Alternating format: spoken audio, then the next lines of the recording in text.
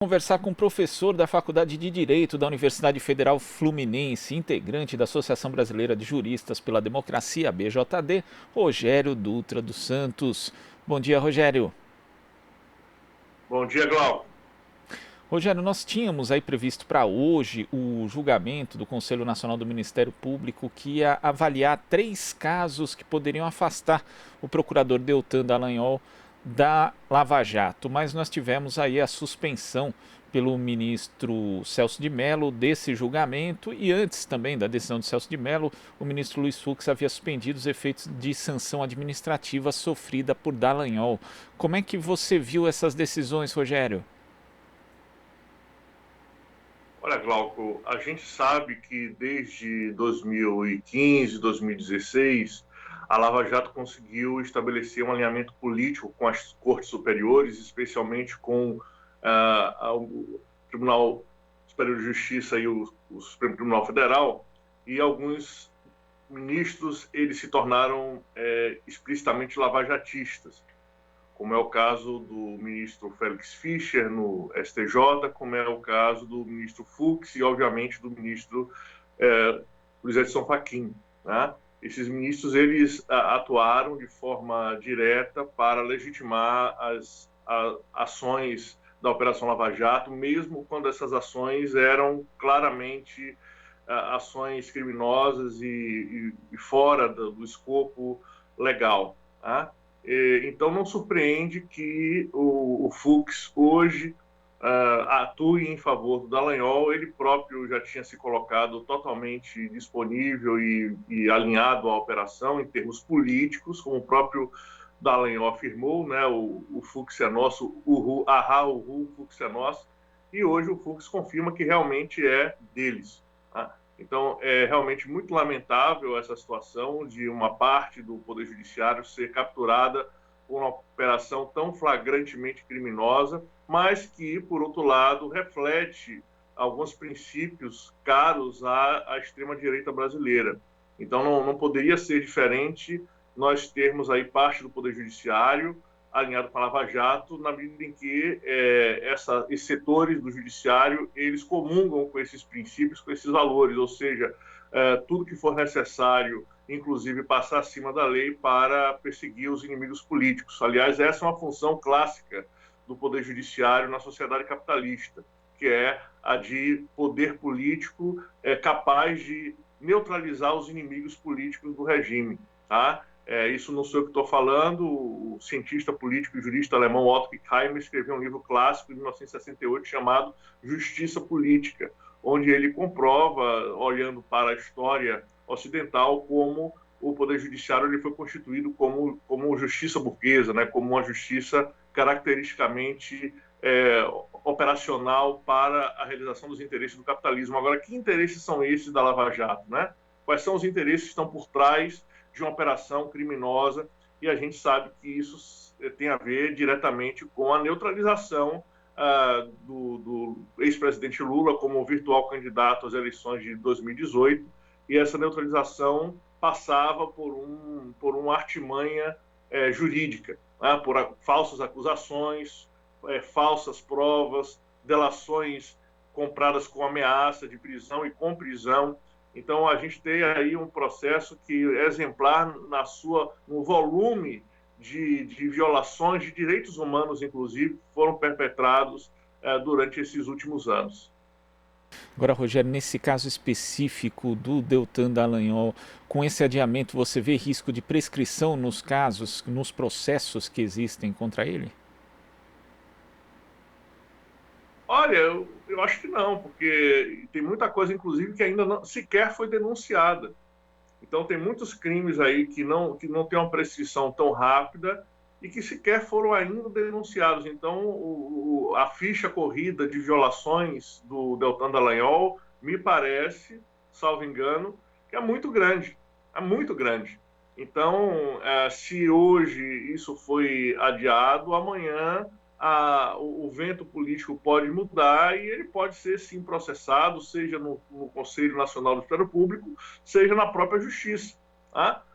Então, eu acredito que, como esse é um processo político, como o Moro e o Dallagnol se transformaram em agentes políticos da extrema-direita, eu acredito também que essa questão jurídica, dada essa excepcionalidade da Operação Lava Jato, também vai ser tratada de forma política. Então, hoje, o Dallagnol conseguiu uma vitória parcial, amanhã não se sabe até que ponto essa vitória será permanente. Eu acredito que não. Eu queria perguntar para você, Rogério, justamente desse amanhã, porque a gente tem aí uma série de reveses da Lava Jato, desde inclusive da divulgação dos dados ali feita pelo Intercept Brasil da chamada Vaza Jato, com conversas ali mostrando inequivocamente ali o quão tendenciosa era a operação, quão seletiva ela era, inclusive ali com uma colaboração ilegal entre judiciário, no caso representado pelo então juiz Sérgio Moro, e o Ministério Público, mas como você falou, existe uma proximidade entre o ministro Luiz Fux e a Lava Jato, e a partir de setembro ele vai ser o presidente do Supremo Tribunal Federal. A operação pode, na verdade não só a operação, mas a ideologia lavajatista pode encontrar algum respiro com Luiz Fux na presidência do Supremo Tribunal Federal? Certamente que sim. O Luiz Fux é exatamente essa permanência do espírito e do, do espírito de corpo e do saber fazer da Lava Jato no STF. Mas ele não está sozinho, e ser presidente não lhe dá um poder total sobre os outros ministros, não é? Eu acredito que a situação possa, inclusive, piorar para a Lava Jato na medida em que o presidente Jair Bolsonaro é o inimigo da Operação Lava Jato, porque, obviamente, o lavajatismo também avança sobre a família Bolsonaro. Então, a partir de setembro, com a aposentadoria do ministro Celso Mello, o novo e provável ministro bolsonarista poderá somar fileiras, cerrar fileiras na perseguição política do lavajatismo, né?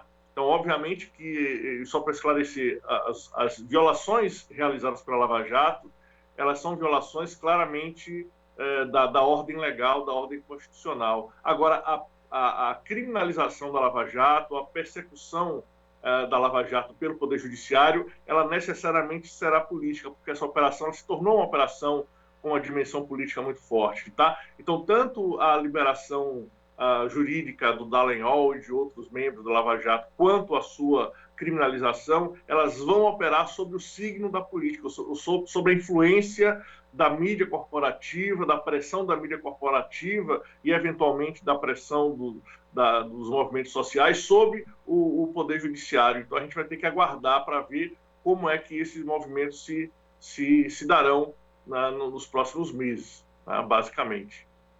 Agora, falando em violação da lei, nós temos aí ainda uma questão não resolvida de perseguição política na prática, da elaboração do chamado dossiê antifascista, né, vendo ali, monitorando servidores estaduais, inclusive servidores federais, e isso vindo do próprio Ministério da Justiça do governo Bolsonaro. Segundo a própria BJD, uma decisão, inclusive, foi desrespeitada pelo ministro, uma decisão do STF da ministra Carmen Lúcia, que pedia que fossem enviadas explicações a respeito da elaboração desse dossiê, e tudo ainda continua muito obscuro, né, Rogério? Os poderes instituídos estão agindo da forma devida, com a necessária celeridade para apurar esse caso? Olha, o que eu acredito que está acontecendo, e não é somente a minha opinião, é que até um certo momento houve uma grande queda de braço entre o Poder Executivo e o STF. Tá? O Bolsonaro, inclusive, hoje se prova que tentou realizar uma intervenção inconstitucional, ilegal, e, portanto, a gente pode chamar de um golpe de Estado em cima dos ministros, em cima da Corte Suprema. Eu acredito que esse golpe não foi à frente, obviamente, e o Bolsonaro tentou e tenta uma composição agora, seja com o STF, seja com os partidos de centro-direita no Congresso. Tá?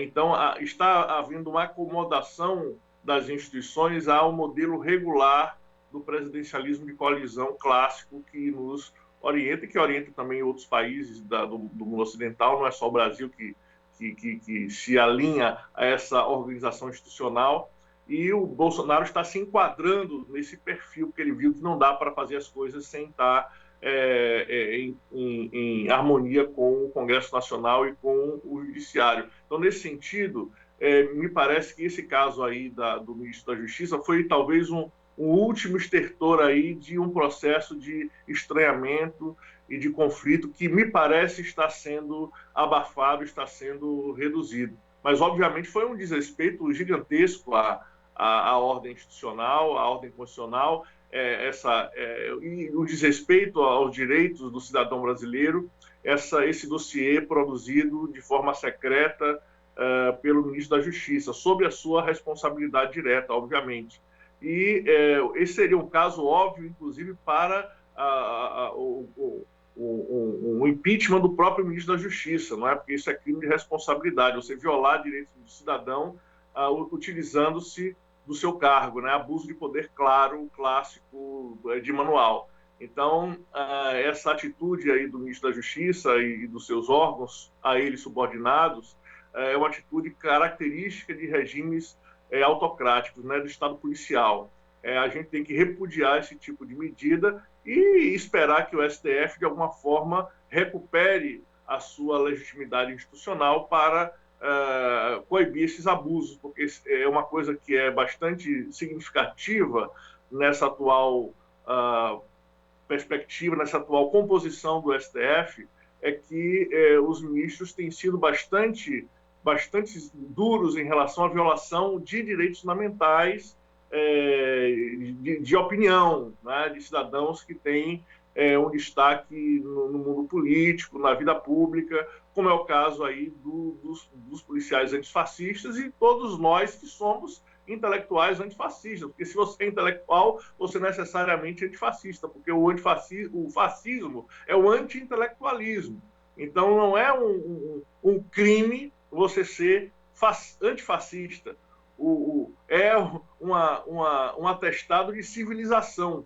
Então, não me parece, inclusive, consistente com a noção de ordem institucional que o ministro da Justiça persiga intelectuais e funcionários antifascistas. Ele deveria louvar, premiar, estimular a existência do antifascismo, porque, pelo contrário, ele estaria assumindo que o governo seria fascista, vestir uma carapuça de algo extremamente deletério, grotesco, não é?